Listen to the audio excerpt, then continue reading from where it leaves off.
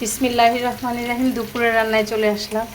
আজকে long time আগের একটা রেসিপি নিয়ে আসলাম। এটা আমার শাশুড়ির রেসিপি। আমার শাশুড়ি আমাকে বলেছে আমাকে এটা রান্না করে খাওয়াতে। তো রান্নাটা বেশি আমি আগেও শ্বশুরবাড়িতে এসে খাইছি। আমার শাশুড়ি এটা আমাকে রান্না করে খাওয়াইছে। এই তো গরুর মাংস, 2 পিস গরুর মাংস, 3 পিস জাস্ট ছোট ছোট করে নিয়েছি কেটে। আমার শাশুড়ি বলল এটা করলার খটখটা। তো করলার খটখটা রান্না করার জন্য আস্ত 2টা হালকা মশলা দিয়ে দিলাম। আর এখানে আদা রসুন পেস্ট, হলুদের গুঁড়া, মরিচের গুঁড়া, সয়াবিন তেল পরিমাণ মতো সব কিছু দিয়ে দিয়েছিলাম। দিয়ে আমি মাংসটাকে খুব ভালো করে কষিয়ে নিচ্ছি। এটার নাম কিন্তু করলার খটখটা। তো খটখটা রান্না হচ্ছে। মাংস কষিয়ে নিয়েছি। এটা আমার শাশুড়ি খেতে চাইছে, আমি শাশুড়িকে রান্না করে খাওয়াবো। এবার একটু পানি দিয়ে দিলাম যেন মাংসটা একটু সফট হয়, নাহলে তো আবার আমার শাশুড়ি খেতে পারবে না। এটাকে একটু নরম করতে চাই। ঢেকে দিলাম। ওটা রান্না করার জন্য একদম মাংসটা কড়া করে ভাজা ভাজা করে নিলাম। এবার করলা দিয়ে দিব।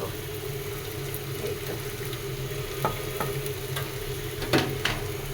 অল্প পরিমাণে লবণ দিয়ে দিব।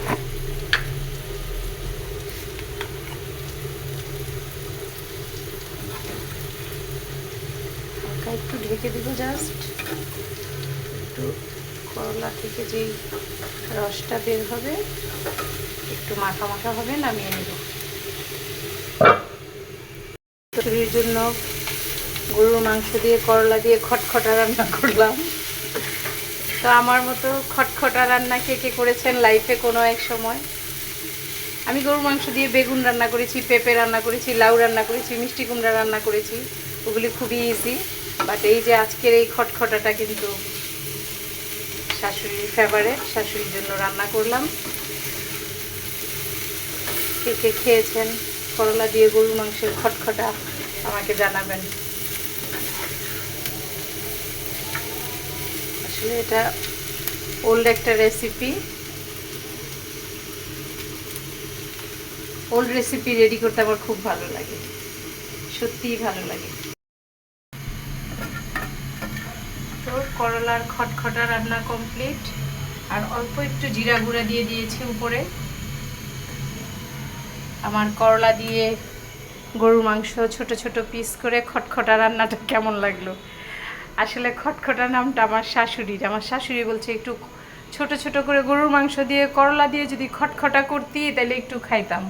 তো আমি তো আবার আমার শাশুড়ির মানে কি, আমার শাশুড়ি আমার ফুপু হয়। আমার শাশুড়ি আমাকে তুই তুই করে সম্বোধন করে। আর সে এভাবে বলতেছিল যে একটু যদি খটখটা রান্না করে দিতে একটু খাইতাম, তাই একটু খটখটা রান্না করে দিলাম।